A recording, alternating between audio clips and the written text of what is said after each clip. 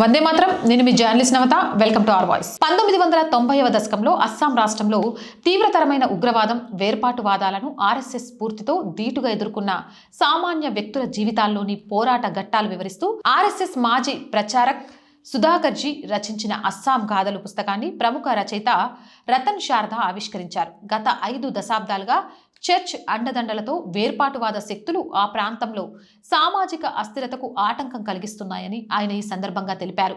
British మద్దతుతో ముస్లింలు అస్సాం ప్రాంతంలోకి పెద్ద ఎత్తున వలస వెళ్లడం, 1930 నుంచి 40 ప్రాంతాల్లో అస్సాంలోని ప్రాంతాలలో ముస్లిం జనాభా ఆధిపత్యం ప్రదర్శించడం మొదలైన అంశాలు ప్రస్తావిస్తూ బ్రిటిష్ వలసవాదులు ఈ ప్రాంతాన్ని అస్థిరపరిచేందుకు ప్రయత్నించినట్లు తెలిపారు. ముఖ్య అతిథిగా విచ్చేసిన రిటైర్డ్ కల్నల్ ఎన్ఎస్ రావు జాతీయ ఐక్యత కోసం పాటుపడిన వారిలో ఆర్ఎస్ఎస్ ప్రచారకులది నిశ్శబ్ద పాత్ర అని, వ్యక్తిగత లాభాపేక్ష లేకుండా ఎలాంటి ప్రచార ఆర్భాటం కోరుకోకుండా పనిచేసుకుంటూ పోయే లక్షణం కారణంగా వారికి కీర్తి ప్రతిష్టలు పట్టింపు ఉండదని కొనియాడారు.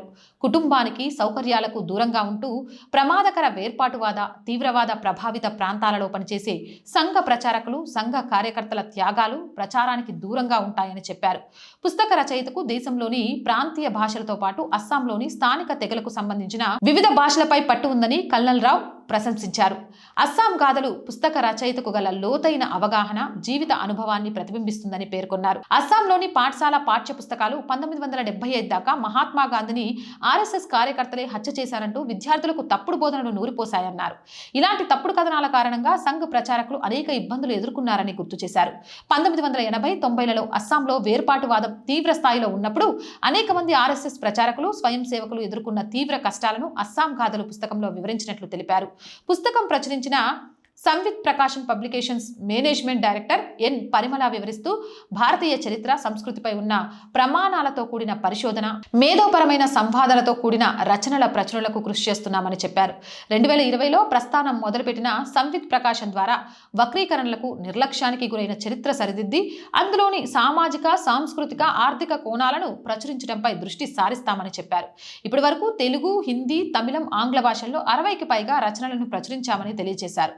యువతలో పాఠకుల సంఖ్య పెరుగుతోందని తెలిపారు. మరి ఈ పుస్తకం ఖచ్చితంగా కొనండి, చదవండి. దీని మీద మీ అభిప్రాయం ఏంటనేది కామెంట్ సెక్షన్లో పెట్టండి. మోర్ వీడియోస్ కోసం ఛానల్ని వెంటనే సబ్స్క్రైబ్ చేయండి. అండ్ రోజు చెప్తున్నానండి, ఆర్ వాయిస్ పొలిటికల్ ఒక ఛానల్కి ఒక సబ్స్క్రిప్షన్ ఎంత బలమో మీకు అర్థమై ఉంటుంది. దేశం కోసం, ధర్మం కోసం పోరాడుతున్న ఈ పోరాటంలో మీరు మాత్రమే మాకు అండ. మీరు చేసే సబ్స్క్రిప్షన్ మరింత మా బలాన్ని పెంచుతుంది. ఆర్ వాయిస్ పొలిటికల్ మళ్ళీ చెప్తున్నాను, ప్లీజ్ సబ్స్క్రైబ్ చేయండి. ప్రతి వీడియోని లైక్ చేయండి, షేర్ చేయండి, కామెంట్ చేయండి. దాని ద్వారా మన వీడియోస్ వైరల్గా మారతాయి, ఇంకా చాలామంది చూడడానికి అవకాశం ఉంటుంది. మనం బ్రేక్ ఈవెన్కి వెళ్ళడానికి కూడా యూజ్ అవుతుంది. దీంతో పాటు ఆర్థికంగా మీకు తోచిన సహాయాన్ని ఆర్ వాయిస్కి అందించండి. ప్రతి రూపాయి కూడా ఈరోజు ఆర్ వాయిస్ నిలబడడానికి చాలా అవసరం.